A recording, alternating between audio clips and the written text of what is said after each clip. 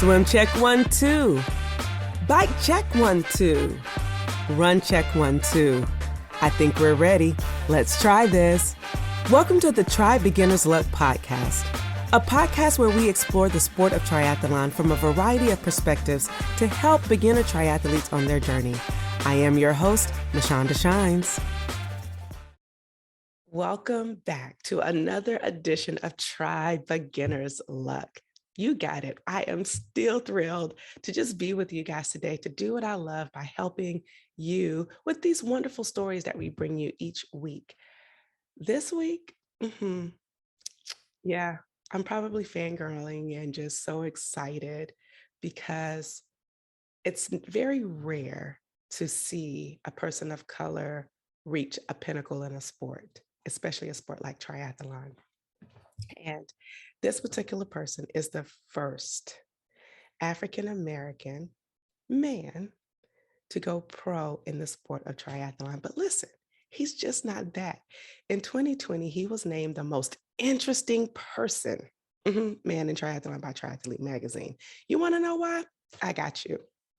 He's a cold brew connoisseur, which you all know he has a wonderful company with great coffee, thin coffee, if you will. He's a reality TV star, an aspiring politician. What? You better get in that local government and government situation. I see you. He's into archery. Now, you already know. To have a Black person in the woods and then the fact to do archery, child, he is on it. And he's a wanderer, but most importantly, he is an advocate for Black people in this sport. Ladies and gentlemen, let me welcome you. Welcome to the Try Beginner's Luck podcast, Mr. Max Fennel. Hi, Max. How are you? Hey, thanks for having me. Oh, yes. Look at that coffee in the back. Clearly, that's what my focus is. I'm like, if I could just get some right now, I love it. Okay, wonderful. People don't want to hear me talk, but they want to know more about who you are. And I feel like it's so important to just highlight stories. And it's definitely my pleasure and honor to have you on today. And I feel like the more that we can get stories out that show diversity, the more that this sport can grow. And we're here to help beginners.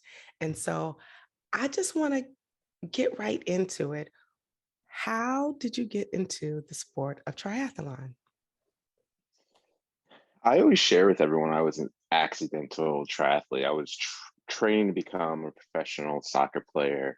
And at that time in Philadelphia, the Philadelphia Union hadn't really been created. So I had this in my mind that I was just going to go try out for their, practice squad, see if I can make their practice squad and work my way onto the team. But what happened was I ended up spraining my MCL in a pickup soccer game. And I was working at a coffee shop at the time.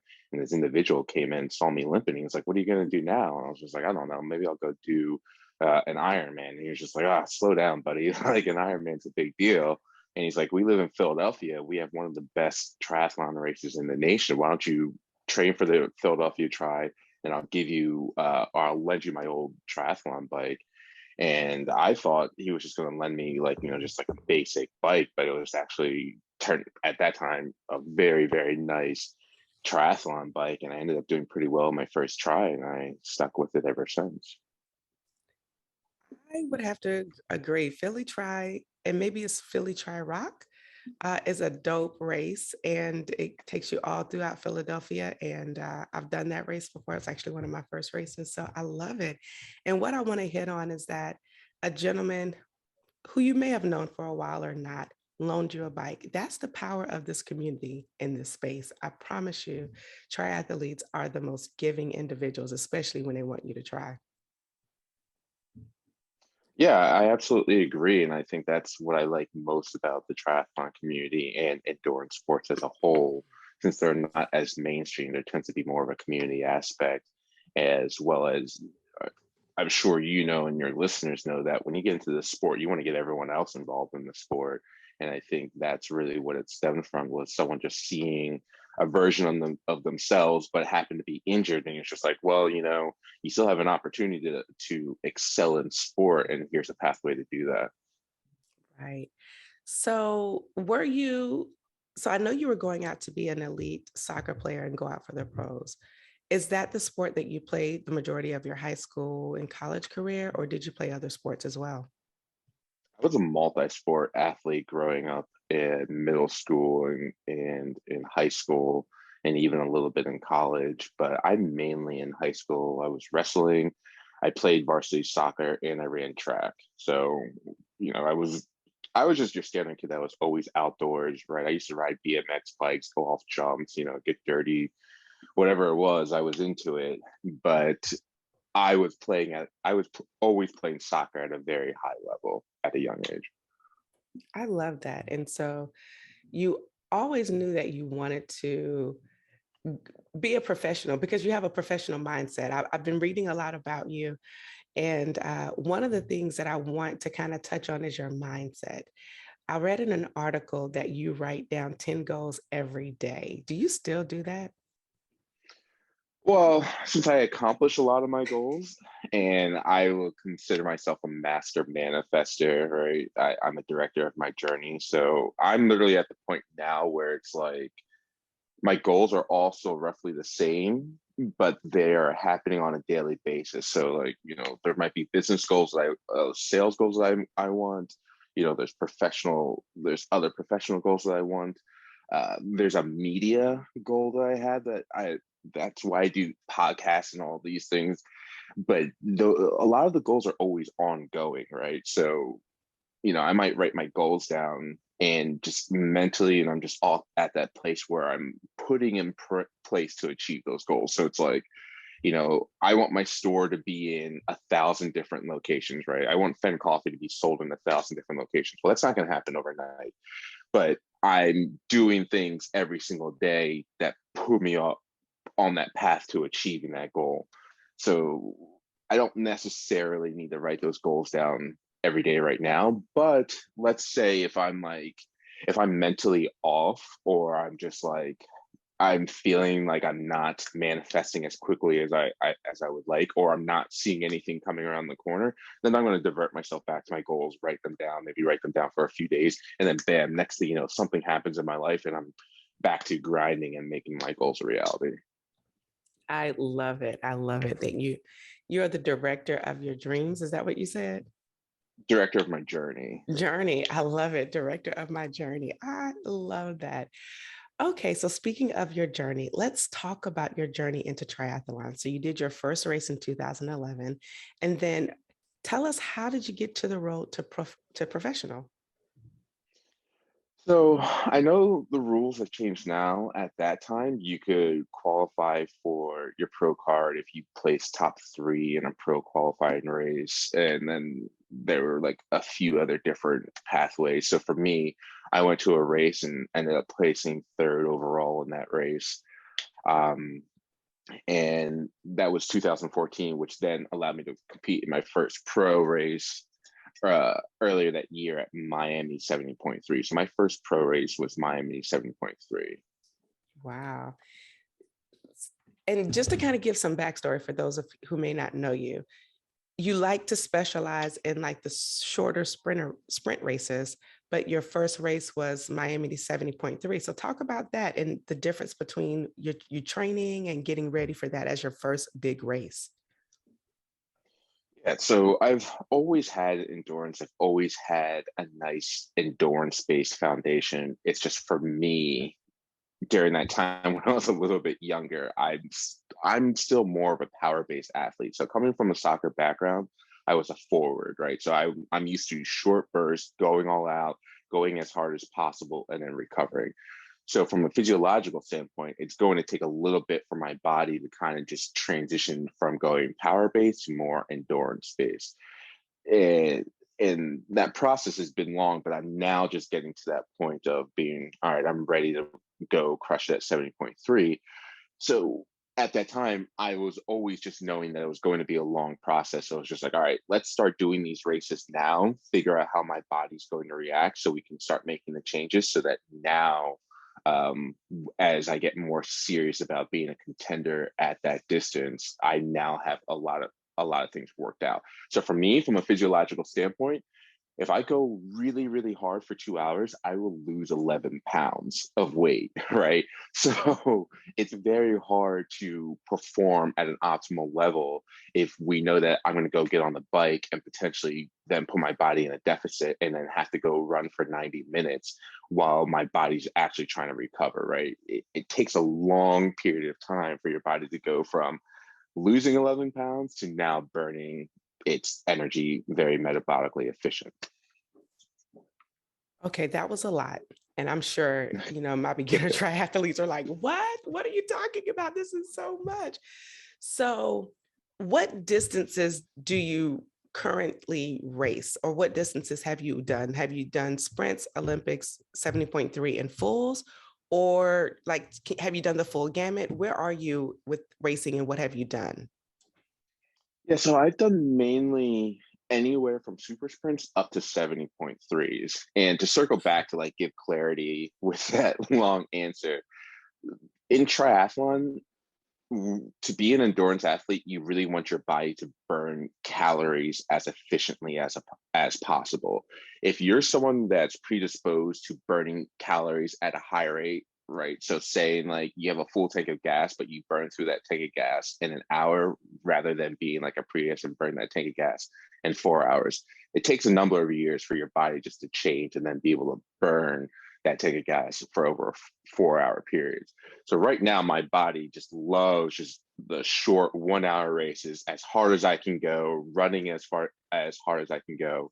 Um, but now I'm finally getting to the point where it's like, oh, my body actually wants to cruise for 4 hours and enjoy itself rather than like, oh, let's just go hard for 1 hour. And so that's why I'm now stepping up to the 70.3 distances. I love what you said. Getting to talk to our first African American female triathlete, Sika Henry, last season, she talked about, when she was younger, she could not stand, long distances, and it was just brutal. But she began to get an appreciation for it. And it's opposite for you. You definitely like the short burst, and now your body is as well getting an appreciation for that long cruising and making sure your body like metabolizes everything well. So what I would like to say to those of you who are listening, there is a sweet spot for everybody. And I would say try all the distances to see what you like the best, what your body responds to the best, but don't just not do it because you're afraid of the distance. Actually train for it, do it, and then make the determination and see what works best for you. So, Mr. Max, what is on your tri agenda these days? Like, what are you doing with triathlon right now? Well, so it's interesting. So I think you touched on the fact that I've gotten into archery. So now that I also have incorporated into my life the archery and hunting aspect, I'm now like, oh, I gotta schedule things around hunting seasons because I still want to be able to get out into the wilderness.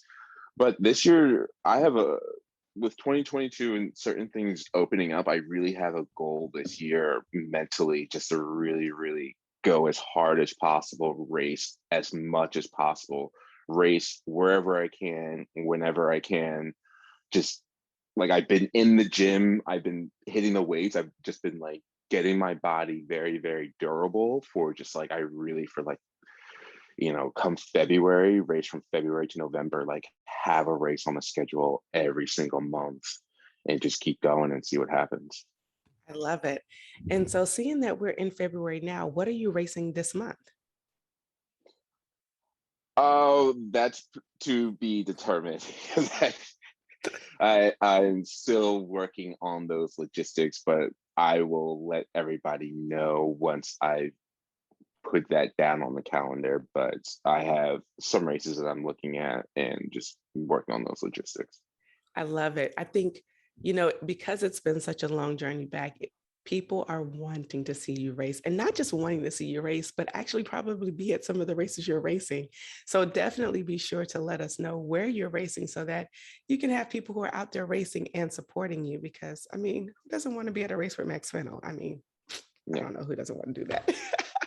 Okay. So you're in the gym, you're working out, you got these great plans. what are some of your goals for 2022 in terms of in terms of racing? So obviously, I'm a person that's big on goals, right? And I compete as a pro, and I always think about winning. But I also say you also got to be careful what you put out into the universe, because yes, it's one thing to put out to the universe that you want to win, but you also have to define what is winning to you, right? So for me, like, a lot of the times my definition of winning, especially being one of the only few black faces out there, is showing up to the starting line and then enjoying myself. Because for me, and I think Sika feels the same way, there's still a level of weight that's there, because as I'm sure certain of your listeners understand, that when you're a black person going into a space where you're the only black person, there's a level of anxiety and stress that comes with that, because you don't really feel comfortable in that space, right? So a lot of times I'm going into races already having to deal with, all right, I'm going to be the only black person in this room, right? Don't necessarily feel the most welcome. And then I also have to perform at my highest level. So to keep myself in that very, very competitive space and keep things balanced, my main goal is to race, have a healthy year, go to all the races that I want to go to, and enjoy myself, be in the moment. I love being outdoors. I love this lifestyle. I love interacting with the community. So yes, obviously I want to win some races, but I mainly just want to show up on the starting line and compete. And there's nothing wrong with that.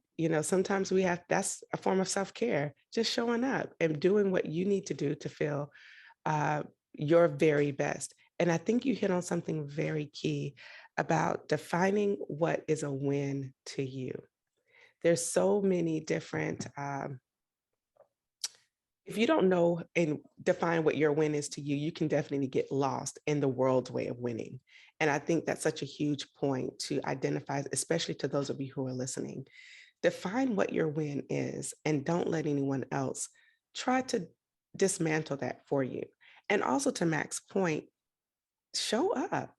Whether you're the only Asian person in the room, the only Black person in the room, the only para triathlete in the room, show up. And I think that's important because if we don't show up, then the sport can get more diverse. And speaking of that, I see that it's still a challenge. And I know that the new buzzword is that representation matters. But how do you really feel about representation? And do you feel that the representation matters in triathlon spaces as much as it's said that it is? Representation absolutely matters, and I think a lot of people are saying it. I think a lot of companies got inspired for a hot minute and then they've disappeared on that. I know from my end, I behind the scenes, I will say I aggressively hold people accountable and let them know that things aren't okay. The status of where they're at right now in 2021, there's more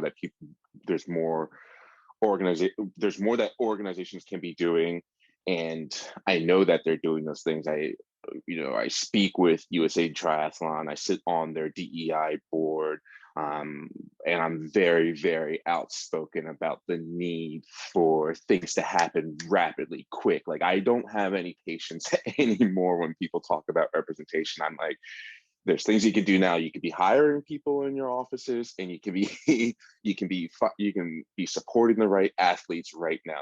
I don't need to hear any, oh well, we're working on it. Well, here are some suggestions of what you can do.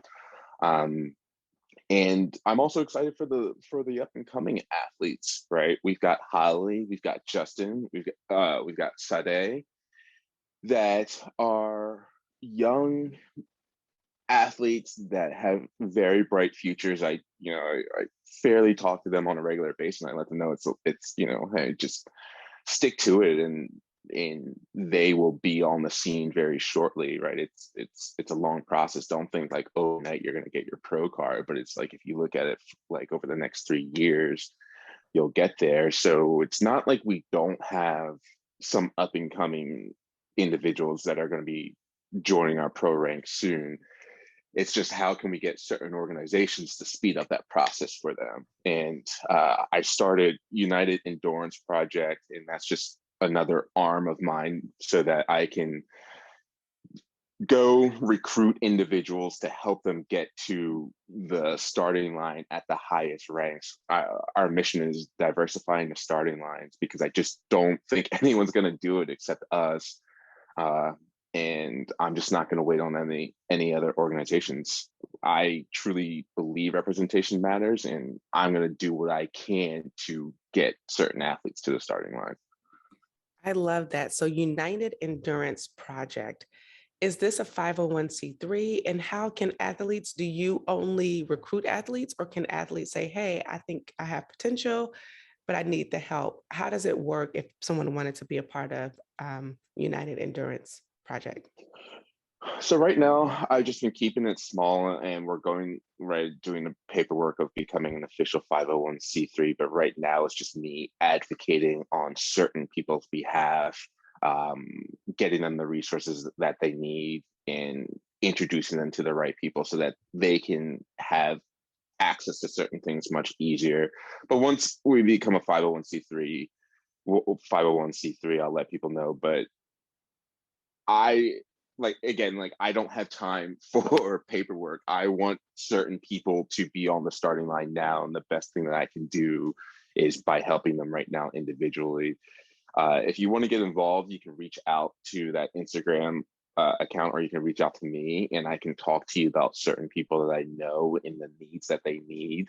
Like I said, I've mentioned three promising athletes that, same situation that I've been in. They're going to need help with registration. They're going to need help with travel costs. They're going to need help with bikes and all those things so that they can legitimately become a pro and have an opportunity at representing. Because don't forget, representing doesn't mean just showing up on the starting line, right? Like I do that. Representing legitimately means that you are in the same financial and competitive situation as the other competitors on that starting line.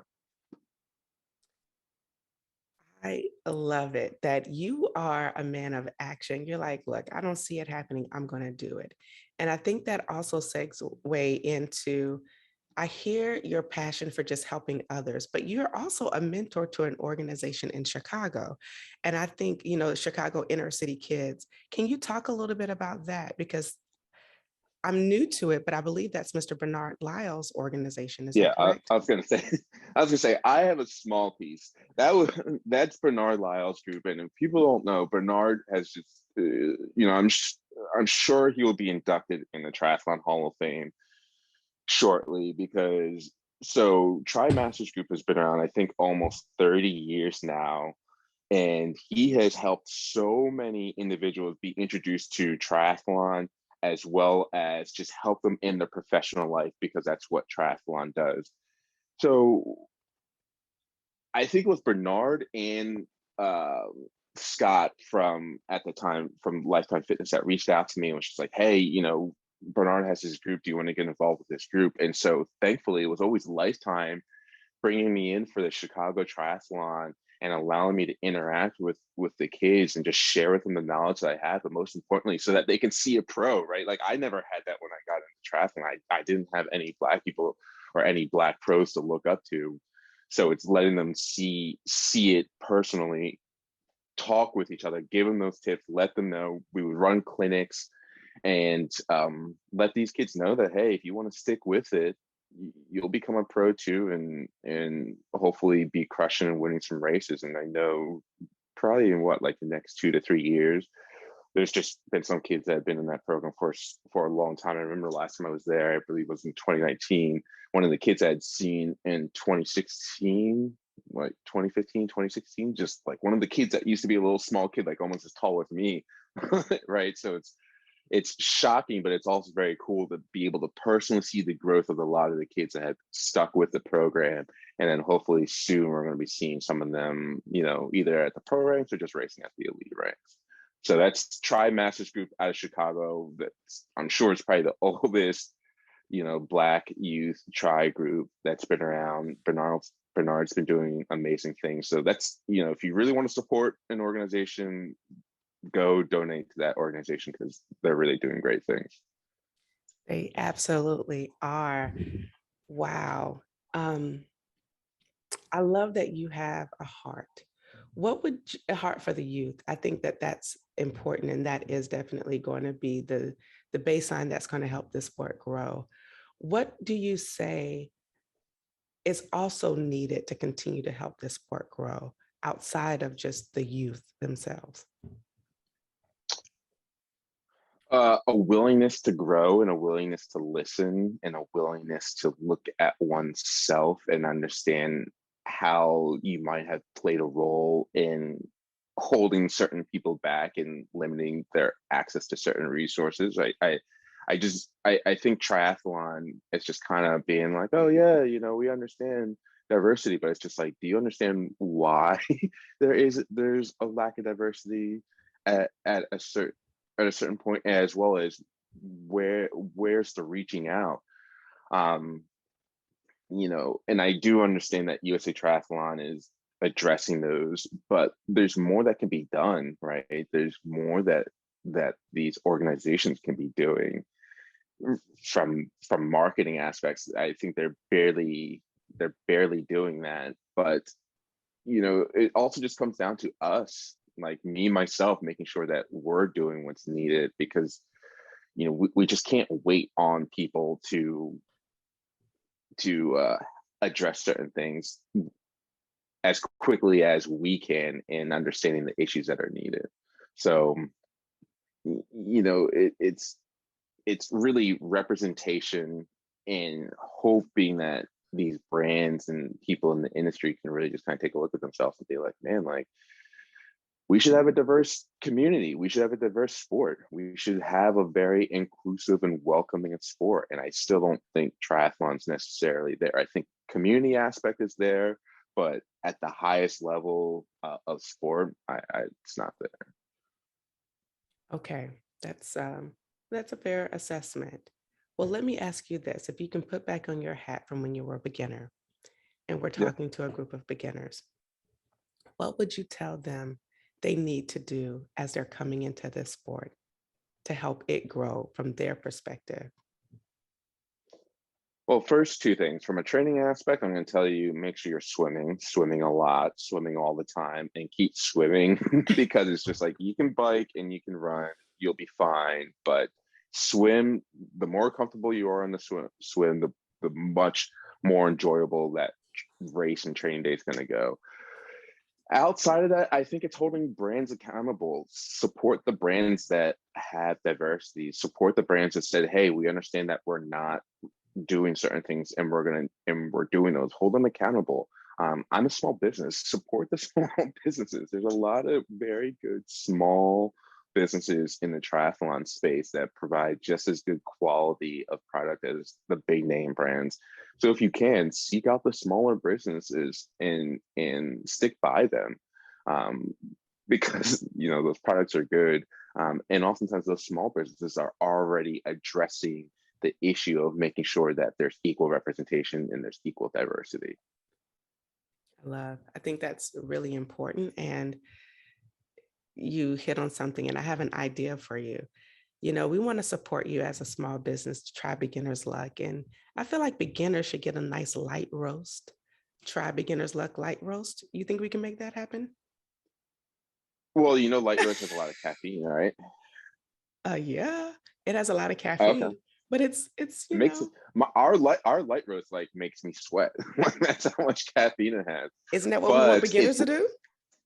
it is, but what's also very unique about how we roast our coffee and the quality of our coffee, since we get our coffee direct and a lot of our coffee comes from women-owned farms, like high quality coffee.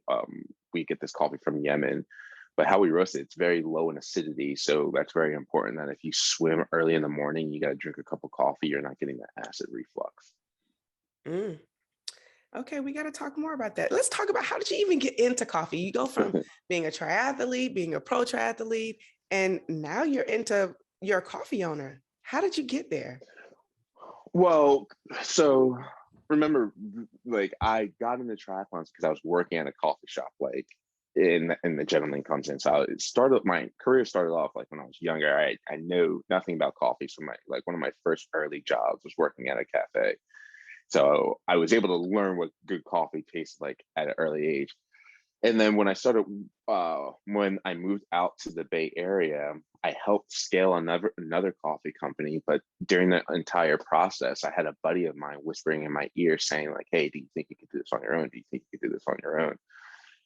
And I was like, "I really don't think I can, right? Like it takes a lot of work." Well, me and that other company, I had a small equity in that other company. They're like, "All right, this is like, we have difference of opinions. Max, you're out of this company, but we're going to keep your business plan and all your good work." And I called my buddy and I was just like, "Dude, like I'm out. Like, let's just go. Let's just make this happen." And literally within a month, we got labels and UPC codes, company registered, all of that within a month, and was up and running since when I left that other company. And that was in August of 2018. And now here we are in 2021, continuing to expand. I absolutely love it. And what I also love is how you allowed Khadijah or partnered with Khadijah and allowed her to have her own brew. And that actually is that's my first time ever tasting Finn coffee is as a result of having her brewed. And it's delightful and it's very smooth. It's the Columbia roast, and that's a very good quality coffee. And I was just like, because same thing. Khadijah's got disc, and she's amazing. She's a legend. She's doing great things in the sport, and I was just like, like someone else came along and was just like, "Oh, can we do that Columbia blend for our roast?" I was like, "No." It's only Khadijah. Like, no, like, and it's very rare that like a coffee company is going to say like this specific bean is dedicated to one person. But, we made that, her and we collaborated on that label, and we talked about it. And so that roast is specifically dedicated to Khadijah and those athletes. It's really good. And thank you for even highlighting who she is. I mean, she definitely is, like you say, a legend and just moving the needle forward, even with her advocacy for Muslim women and women in general. But she's definitely someone that I highly look up to. Yeah, someone that I definitely highly look up to, and just kudos to you. Um, and also, caffeine is a very good legal performance enhancer. So I think everyone needs to go out and get them some Finn coffee. Just a little plug. And we're always open to do special blends. So if you wanted to talk about a special blend, of course we can figure out how to make that work. Oh, don't worry. We're going to talk about it. I've already planned that. I've already Yeah, manifested that. We're going to talk about cool. it. Yeah. Okay. But okay, moving on to just some other things. I want to go back to putting this all together. Here we are. Where do you see yourself? It's 2022 now. Where do you see yourself in the tri space in the next 5 years? So 34th, 39, 39. So I'll still be racing. So hopefully by then I would have won. I think for me, there's always that possibility with just how my body's going to adapt and change, that my best years are still to come, because it's just like the accumulation of endurance. Uh, from a business standpoint, I'm sure I'm going to be far removed from my business somewhere on, my California 100 acres, just getting emails at the night, hearing about sales reports and just training all the time. But from an athletic standpoint, I see myself, won a few races. Then from the the other stuff that I do in terms of helping to make sure other athletes have gotten on the starting line, and I'm hoping by then we've got at least like 10 other black and brown elite athletes on the starting line, that if I can, I've helped, open up whatever doors I can for them. Um, United Endurance Project, the dream would be just to give grants of like $10,000 a year to athletes, through United Endurance Project. And then I also have United Hunters Project.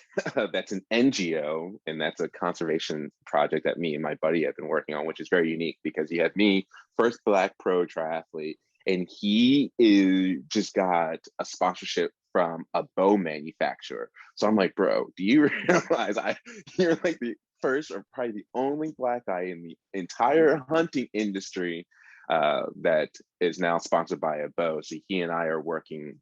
We created this NGO to do conservation, food sustainability, and access to clean water. So it's, and by the time I'm 40, it's like, the business is going to be doing this thing, but all these other things are going to be, running full steam ahead. You're so mission minded, and not just mission minded for the culture, but mission minded for the world's perspective. How did that come about? Just understanding where I come from, understanding where we come from, doing history and doing the research, and understanding that as a Black Indigenous person, I didn't just come from slavery, and literally taking a look at my grandparents and understanding that, where my grandparents were in the South, and my grandfather studied under George Washington Carver, and George Washington Carver, who's known for being in agriculture and a botanist, I believe, and he was the one that talked about like being able to talk with plants, convinced my grandfather to go into seminary. Instead of going into agriculture, my grandfather moved up north and started his own church. And the story goes that when my mom was born, this is like 1947, that when my mom was born, my grandfather and my grandmother went from door to door in North Philadelphia and started his own church. So from my family, and my mom now works on a whole bunch of boards, and she does a whole bunch of humanitarian work herself, even though she's retired. So my family, we just have a long history of being in service to others, having a strong connection to the land, and just understanding that we lift as we rise, right? It's not just, it's never been self-centered. My mom never raised me to be focused on myself, right? We were always doing stuff in the community. We were always just doing stuff with the church, right? Just always actively giving of ourselves to other people. And then I just think that I just live of a certain way that, if I'm not in service to other people, then the universe will remind me of why I'm supposed to be in service to people. So I literally it's like I just live with that mission of like, I got to do stuff for other people, not because it's like my ego or anything like that. It's literally just like who I am, and it's what I come from. Wow.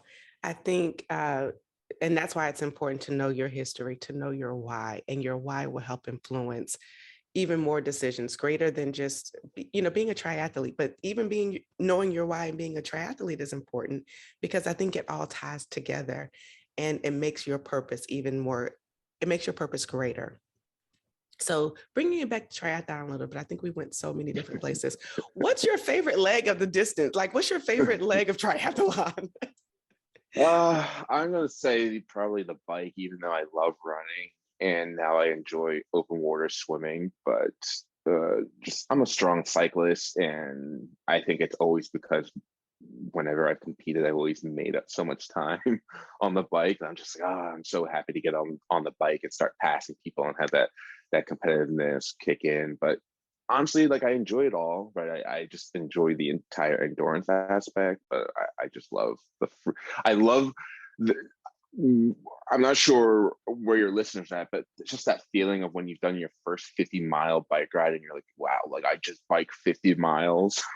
That's some serious distance. And I think just that bike allows you to just really knock out, like, 30 miles is like an average training ride.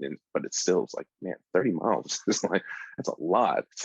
That's a really far distance. So, It is. And I'm sure we have listeners from all ranges. And once they get to a certain point, they can be like, hey, I've done the 15 miles, I've done the 25 miles, I've done the 30 miles, and I've done the 50. And I do think it's something when you get into those longer distances where your mind can just go and you can just be there with the bike. and you become one with the bike, it definitely is a higher experience and it takes you to a whole different place. So those of you who are listening who hadn't gotten there yet, get there so you can have that euphoric experience as well.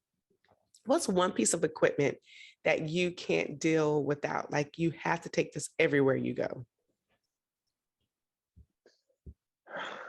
Uh, Piece of equipment. Or it can be an Uh, object. Just what is it that you, a piece of gear or equipment that you just can't do without?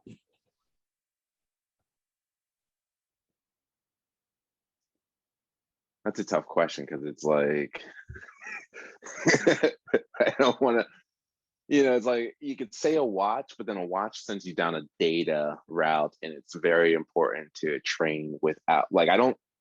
I used to be like crazy about the numbers. Like I haven't been riding with a power meter anymore. Like I used to ride with a power meter and geek out about the numbers. And now I don't ride with power meter. I can also train without a watch, because there's just so much benefit of just being able to sometimes just go for a run and not have any technology. And I also just want to share with people the importance of just training without technology.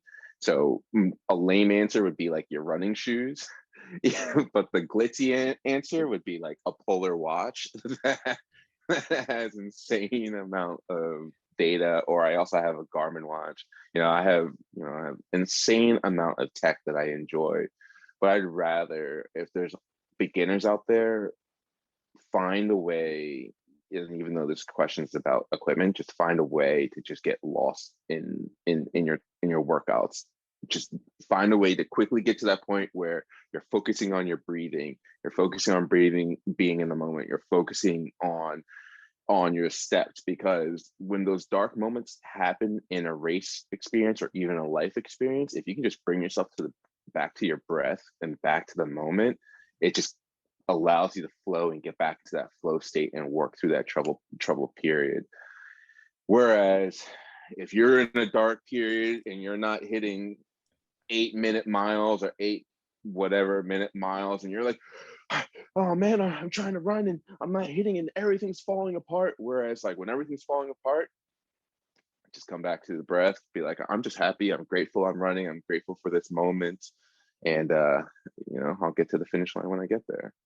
At first I wasn't quite sure where you were going with that. And I was going to be like, seriously, Max, how are you going to tell the people not to have technology? However, you make a very good point, to get lost in the workout. And I think that is just really some sound advice, to find a way to get lost in your workout. Because you're right. If you're not hitting certain numbers, then that one time you don't hit it, then everything else in the rest of the workout is trash, even though it's not. But I totally get it. So I can see from both points. However, I'm going to say you need the data, because you're going to need to be able to quantify and be able to see where you are, where you aren't going, how to improve. So data is good. And I think what Max wants us to say is just use it, respect the data. Don't let the data rule you. Yeah, don't obsess about the numbers. And yes, I do go and look back and make sure I didn't run 10 miles this week, and then the next week I'm running 20, right? So I use data from that aspect. And I used to be at the point, and it's also different because you can use the data to the point to once you get that perceived exertion, right? That's why I say, hey, look up a perceived exertion chart, and then do certain workouts, and then learn about perceived exertion, because that's what's really just going to help you get a really good feel for how your body reacts in certain conditions. And and I remember one time when I was in Kona. I went to Kona one year with a sponsor, and I wasn't even competing. And I just remember, like, I got body conscious, right? I was just, man, I'm a big guy. So I usually hover around like 200 pounds, right? And I remember like texting my coach being like, everyone's so fit and skinny around here, and I feel like a big guy. He's like, dude, don't worry about that. Like, enjoy yourself. You're not racing right now. And I just think that, have your data. And even when I say get lost in the workout, I really just mean just enjoy that workout, be present in your workout, because we're just so stressed and there's just so much going on, that when you have that time, like, you really let that time be for yourself And if that workout's not going a certain way, if that race isn't going a certain way, just be grateful that you're out there, you're fit, and you're healthy, and just always bring yourself back to that place, and just don't worry too much about those numbers. Love. And you know, we don't ever hear about men being body conscious. That was new for me. That was really Well, new for me. if you grew up in the wrestling world, I mean, wrestling, it's in cross country, right? It's in wrestling. It's for sure in wrestling. If you grew up in the wrestling world, I can't tell you how many times, right? If you're racing, if you're trying to get cut weight, like think of all the things wrestlers used to do. So in the wrestling community, you would always hear about, boy wrestlers that were dealing with certain issues.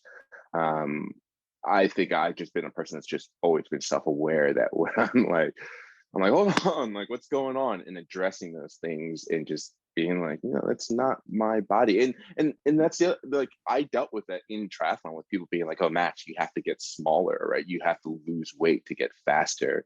And I literally got to the point where I was just like, no, like I feel strong, I'm healthy, and I'm just gonna do my thing. And again, that goes back to not that me putting my blinders on and always just perceived exertion of knowing my body and knowing my body of being like, I don't want to feel weak. I hate hitting the wall. I hate bonking, right? So I'm just going to eat, right, and let my body take care of itself, and let my performances take care of itself. I know what my body feels like when it's fit, and I know what it feels like when it's out of shape. But it's, put those blinders on and just really just enjoy myself. And just it for me, it's really just about being grateful, right? I'm really just the majority of the time just grateful for my health and wellness. Wow, that's such a good way to round that out. And I'm not even going to ask you any more follow-up questions because that was enough. Give me a fun triathlon story, whether it was when you were just starting out or in your pros, just something fun that people would love to hear. Ooh, fun. All right, here's a really good, interesting story. So my first, I think, training camp was with my buddy John Kenny, and we trained in Florida, and then I think we drove to Austin, trained in Austin, and then it was like driving to Florida. And one of it was there's this like secret springs area that he knew about, and we were gonna bike there and then swim in these springs. And I just remember the descent down. It was like a 30-minute descent, and he and I are just flying, like, going one after the other. And then when we got to these springs, like I had never experienced cold water until this, and the water was 50 degrees. And I just remember that being that changing experience of being like, man, this is what it's like to train as a pro, like be out here in the middle of nowhere and have this experience swimming in 50-degree water. I mean, that's not the most exciting of stories, but it was just one of those experiences that I won't ever forget, and I got to find where that picture is. But it was a truly unique experience. Love, love, and love. But actually, I should throw in a one more quick fun experience, which would be racing Escape from Alcatraz. Right. Anytime I've raced Escape from Alcatraz, that swim is insane. And this past year, 2021, we were on the boat, and I'm finally at the point now where I can read environmental situations. And the past 2 years, I've been mainly swimming open water. I really haven't been swimming in a pool. And now knowing the Bay Area, I know how the Bay Area works and the weather and the climate. I remember we getting on the boat, and they're like, "Oh, this is going to be the fastest swim ever. When you get off the boat, the current's going to be so strong." And then I remember just being like, all right, so I know this area. There's always wind, right, blowing up against the current. So I know the water's going to be choppy, which means it's going to be severe swells because of with how fast the current's going. And then when you jump in, it's just going to be a washing machine. You're going to be all over the place. And so they really kept hyping it up, and we're getting ready to jump off the boat, and they're like, it's going to be the fastest swim ever. literally we open the doors and I'm like seeing chop and I feel the wind hitting my face and I'm like, this is going to be such a slow swim and this is going to be horrible. And I just remember jumping in and swimming, and next thing you know, like everyone disappeared and it just completely swells all over the place. I remember I felt like I wasn't moving. I'm like, this is the fastest swim ever. Like, I don't know what they're talking about. And then later I found out this year was one of the slowest swims ever. What? And so, yeah, it's exactly what I was saying. I was like, guys, come on, this was. So they hiked it up, and then it's just like you're thinking you're going to swim fast, and the next thing you know, you're just getting thrown all over the place. But I think that's why everyone likes to skate from Alcatraz, because if you want to talk about like swimming in the ocean, that's it. But it's always rewarding because you're swimming from Alcatraz, which was, known as notoriously horrible swim, and then you make it to the shore. So it's always nice. Wow. Okay, we're coming up on our time, but I have to get this in because I mentioned this in the opening, and you've talked a little bit about archery. But let's talk about this politics. You decided to get Yeah. into politics because the local pools were closed in a particular area of town. Tell us about that. Yeah, so I live in Menlo Park. I literally live down the street from Facebook, right?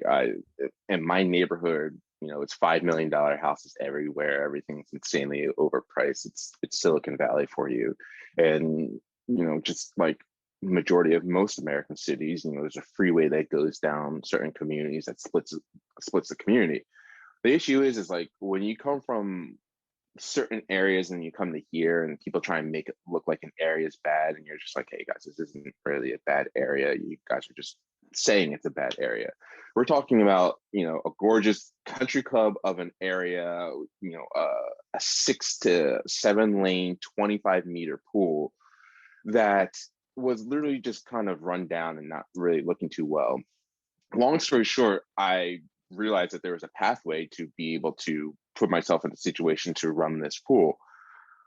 You have to present it to the city council. Well, the city council like turned that down, and I was just like, what is going on? Like, do these people not see the needs of the community members? And that's what really just kind of woke me up and really got me kind of looking into who's running Menlo Park, how's our local government really work, who's making certain decisions, and realizing that a lot of the issues we face can be addressed if you run for local office, or if you just raise those issues in the right way. So that me running for local office, I actually now I chair the community engagement outreach for Menlo Park. So we're tasked with addressing the housing issue and reaching out to the community. So it's a community engagement right up my alley. And this isn't going to be the last time, right? There's a few other things from a political standpoint that I'm looking at. But, I'm 34, I'm a millennial, and I really think that like, we need to step up and start taking over. Like, I just think a lot of these, like both sides of the aisle, like I'm a straight down the middle guy. I just think that, we need people that have a heart, people that aren't in this for money, because running for city council for most areas, it's a volunteer job. Like, you're just going to get like a stipend for your cell phone and your gas, or it's not to make money. But if we want things to change, we have to step up, right? It's a full-time job that you're doing for free, but things aren't going to change. And if it's at the local level or at the national level, I just think that more young people, like, we just have to, you got to suck it up. You got to step up. You are the epitome of be the change that you want to see. I think I've heard that throughout the fabric of everything you said today. And I just want to commend you for just going out there, seeing something you want to change it, and you make it happen by any means necessary. And so, hey, for those of you who are listening, if there's something that you don't like, let's pick up what some of Max is doing and be that change that we want to see. Well, we've come to the time of our I can literally talk to you like forever. You are such a good conversationalist that we could just talk forever. But this has to come to an end for this point in time. And I like to brag. One of the things I'm doing this season is just bragging on some of my guests that come through. And then we'll get into our rapid fire. And so I just want to say that Max has done some things, y'all. Did I tell y'all that he was a reality star? He was on Million Dollar Mile, that was executive produced by LeBron James. He did very well. He won the 2019 Chicago Super Sprint. He also last year in 2020 won the USA Triathlon Tri-Weeks Triathlon Tournament of the 40 greatest moments in triathlon history, and he came out on top. You are a game changer. You are a light bearer. And I just thank you for using your life to infect change in this world. And the world, especially the tri world, will be a better place because of your sacrifice. So thank you so much. Thanks for sharing my story. I truly appreciate it. Okay, now we get to the fun part, the thing that people wants to hear. So rapid fire questions, really quick. They're silly, doesn't require much thought, and you'll be okay. So the first thing, do you listen to music? And if so, who's your favorite artist? That's not a rapid question for me because I play the guitar. So I have a deep depth of music. So if I was to pick someone off the top of my head, I'm not sure most people would know who it is. My go-to would be Fela Kuti, really, if people know who that is. He's like the godfather of like world music, large bands. Look up Fela Kuti. I'm sure you'll like him. He had a Broadway show. Did he? Probably. Yeah. I know. See, you tried to try me. I know music. You was coming for me. But it's like Fela Kuti's like great writing music because it's just like it will put you in a right beat, and it's just like it's really good, uplifting, soulful music. It really is. I like that. I can't believe you was trying me. Like, don't come for me, Max. Don't come for me. Okay. Look, you're getting me out of character. I'm like, how you gonna do this to me? What is because I just real quick, because I feel like people, it's just in the back of my mind. I'm in this group chat and everyone's trying to tell me Drake is the greatest, like is like their top list, and I was just like, well, name 3 Drake songs. I couldn't name Drake songs, so my mind just went to that. Facts. I'm not your friends in the text message though. No, I'm just kidding. Okay. What is, at the end of a race, are you a beer, wine, water, or soda type of person? Yeah, I am like a hydration drink person afterwards. So for me, I would actually have to say Body Armor, like fruit punch Body Armor. Especially, I don't know if anyone like freezes.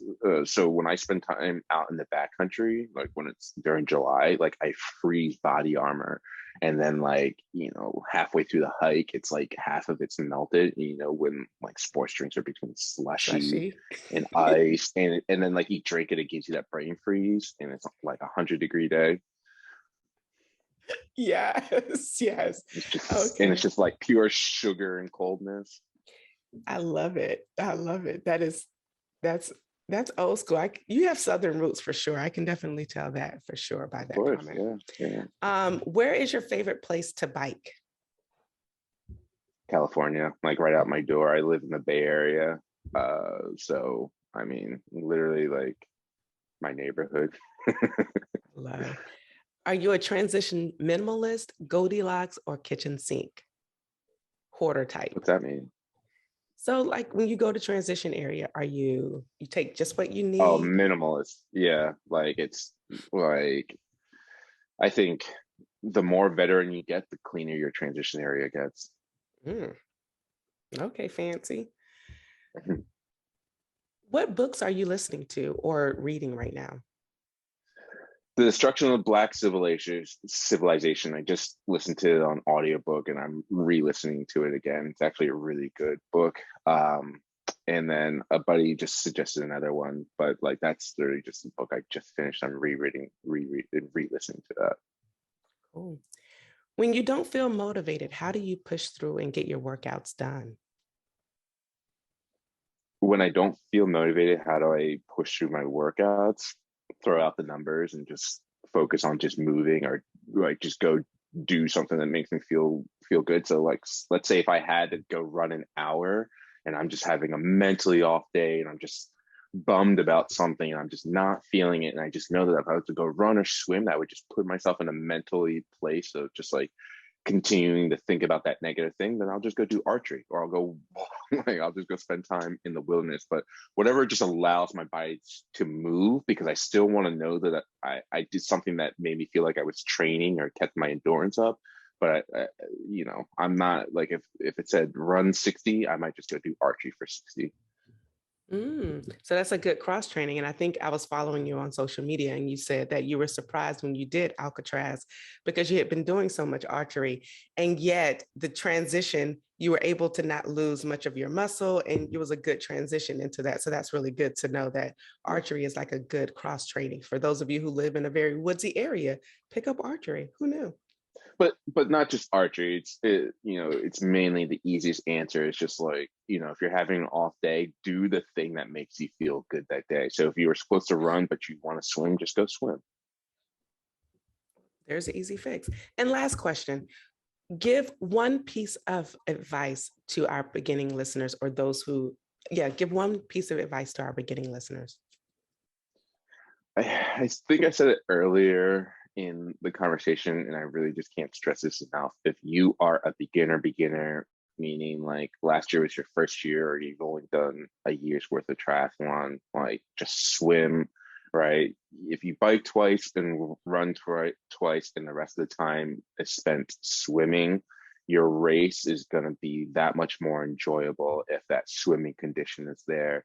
Right. So if you spend the next 6 months swimming and there's minimal biking and running, you're still going to get through that triathlon. But if you spend the next few months, mainly biking and running and minimal swimming, right, it's gonna be a tough day. Well, there it is.